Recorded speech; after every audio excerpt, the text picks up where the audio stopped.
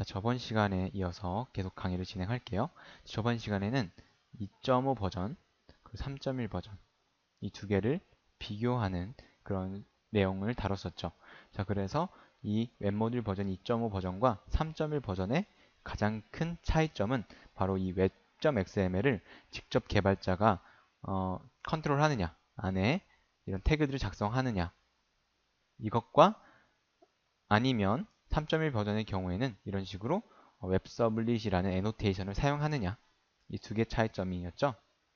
자, 이번 시간에는 서블릿의 생명 주기에 대해서 배워볼게요. 생명 주기. 영어로 말하면 라이프 사이클이 되겠죠. 즉 서블릿이라는 객체가 언제 생성이 돼서 어떻게 관리가 되고 언제 소멸당하는지에 대해서 알아보겠습니다. 자, 그럼 다시 PPT로 돌아가서 이 그림을 한번 보실게요. 자, 이 그림은요, HTTP 서버와 톰캣이라는 서버 프로그램이 서로 어떻게 요청을 주고받는지에 대한 그림인데요. 이 그림 안에는 서블릿의 생명 주기가 다 들어가 있습니다. 자, 그림을 좀 제가 해석해서 드릴 건데요. 브라우저에서 HTTP 서버로 동적 요청을 합니다. 동적 요청. 그 요청의 URL이, 즉 요청의 이름이 예를 들어서 로그인이라고 할게요. 로그인 이렇게 슬러시 로그인. 그러니까 뭐 로그인 버튼을 누른 상태라고 가정을 해보겠습니다. 자, 그러면은 이 로그인 버튼을 눌렀을 때, 그러니까 아이디랑 비밀번호를 쳐서 이 로그인이라는 버튼을 눌렀을 때 그 요청은 바로 동적 요청이 돼요. 왜냐하면 실제로 데이터베이스에 접근을 해서 이 데이터베이스라는 곳에 접근해서 그 해당 아이디와 비밀번호가 존재하는지를 확인해야 되기 때문에 단순히 해당 HTML 파일을 뿌려주는 정적 요청이 아닌 거죠. 왜냐면 DB랑 연동을 해야 하기 때문에. 자, 그래서 어쨌든 동적 요청이 왔고요. 동적 요청이 오면 이 톰캣에게, 즉 와스에게 동적 요청을 전달합니다. HTTP 서버는 그 동적 요청을 해결할 수 없으니까요. 여기까지는 계속해서 제가 여러 번 수차례 말씀드렸던 내용이죠. 자, 그러면 이 톰캣은 어떤 일을 수행하냐라는 거죠. 사실 이 톰캣은 다른 말로 서블릿 컨테이너라고도 불립니다. 자, 이 컨테이너라는 말 자주 들어보셨죠? 우리는 컨테이너 박스가 더 익숙하실 거예요. 컨테이너 박스는 큰 트럭이 싣고 다니는 하나의 일종의 박스입니다. 박스. 엄청 큰 박스죠. 철로 되어 있는. 안에는 뭐 물건들이 엄청 많이 들어 있습니다. 그렇죠? 이 톰캣이라는 프로그램은 사실 이런 서블릿, 여기서 일하는 일꾼들이 서블릿이잖아요. 이 서블릿들을 관리하는 그런 프로그램인 겁니다. 그러니까 서블릿 박스라고 보시면 돼요. 서블릿 컨테이너. 자, 그러면은 실제로 요청이 들어왔다고 지금 가정을 할게요.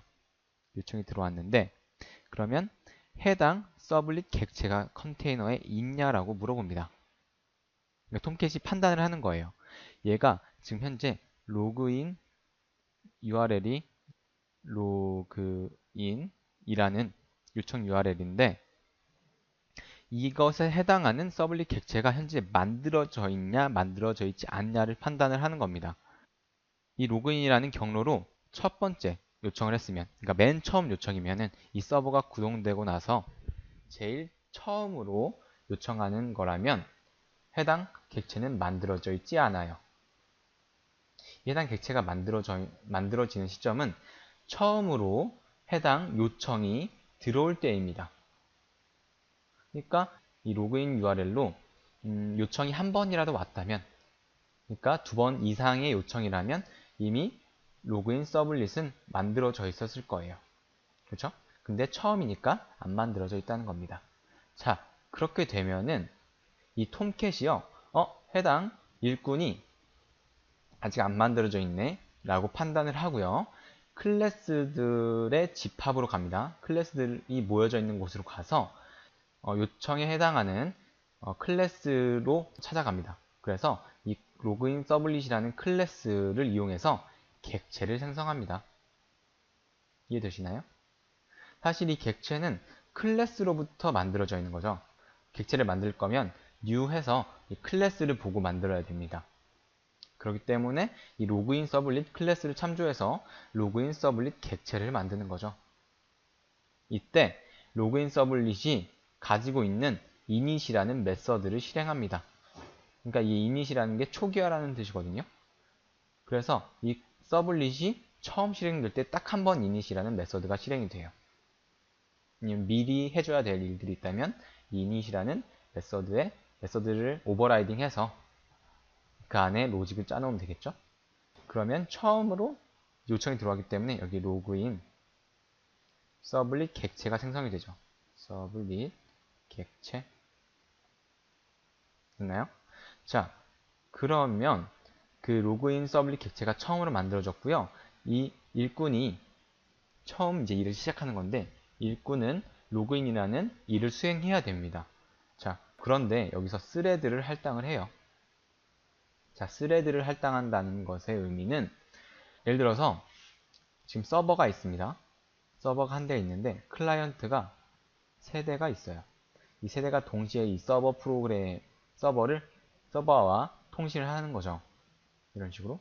근데 세 대의 클라이언트가 동시에 서버한테 로그인이라는 요청을 하게 됩니다. 자, 근데 현재 컨테이너에는요, 메인 스레드가 딱 하나 있어요. 메인 스레드가 하는 일은 이런 식으로 해당 서블릿 객체가 컨테이너에 있는지, 그리고 없으면은 이걸 생성을 하고요.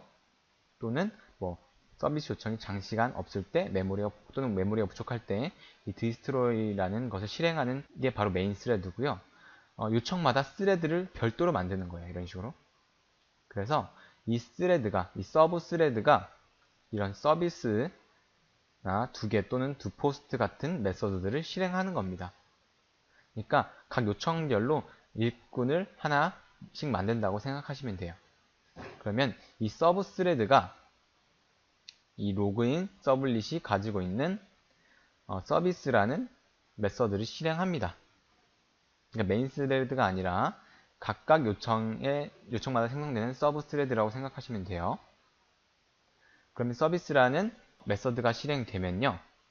이 서비스라는 메서드 내에서 이 요청이 get 방식 요청인지 포스트 방식의 요청인지 판단을 합니다. get 방식, 포스트 방식 배웠었죠? 자바스크립트 할 때. 자, 그러면 그게 만약에 get 방식의 요청인 경우에는 doget이라는 메서드를 실행하고요. 포스트 방식이면 doPost라는 메서드를 실행합니다. 그래서 이 doget이라는 메서드 안에는 이 로그인 요청이 왔을 때 만약에 get 방식으로 요청이 왔다면 해야 될 일들을 쭉 개발자가 써놓고요. doPost라는 메서드 안에는 body에는 이 로그인이라는 요청에 포스트 방식으로 요청이 왔을 때 실행해야 될 로직들을 개발자가 짜놓는 거죠. 이해되시나요? 좀 이따가 실습을 하면서 같이 제가 한 번 더 설명드리면 이해가 더 잘 되실 거예요. 어쨌든 해당 서블릿 객체가 없으면 그 클래스를 통해서 객체를 생성한다 라는 겁니다. 그럼 만약에 이제 로그인이라는 요청이 아니라 조인이라는 요청을 했다고 가정해 볼게요. 즉 회원가입한다고 난 회원가입하겠다라고 클라이언트에서 요청을 했다고 가정을 해보겠습니다. 자, 그러면 해당 서블릿 객체가 컨테이너에 있는지를 파악한다고 했잖아요. 해당 서블릿 객체가 컨테이너에 있네요. 그러면은 여기서 이렇게 init 과정은 실행하지 않습니다. 왜냐하면 이미 객체가 존재하기 때문에. 그쵸? 그러면은 이걸 뛰어넘고요. 바로 또 스레드를 할당해서 서비스 메서드를 실행하면 그 안에서 요청 방식에 따라서 doget 또는 doPost라는 메서드가 실행되는 거겠죠. 어쨌든 객체가 딱 한 번 생성돼서 재활용된다는 겁니다. 예를 들어서 요청마다 해당 서블릿 객체를 생성한다고 하면 만약에 10,000번의 요청이 온다면 10,000번의 객체 생성이 필요합니다. 그러면은 사실 톰캣은 그럼 이 객체만 생성하다가 자기 할 일을 다 못하겠죠. 이 객체 생성하는 게 너무 바쁘기 때문에 실제로 이 서비스하는 부분은 로직은 제대로 실행하지를 못한다는 겁니다.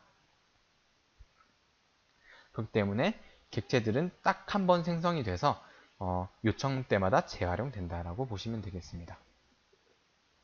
자, 그러면 이제 객체가 생성되고 객체가 관리되는, 즉 서비스를 하는 부분은 이제 알겠는데 언제 객체가 지워지냐, 메모리 상에서. 항상 메모리 상에 남아 있으면은 항상 물을 틀어놓는 것과 같죠?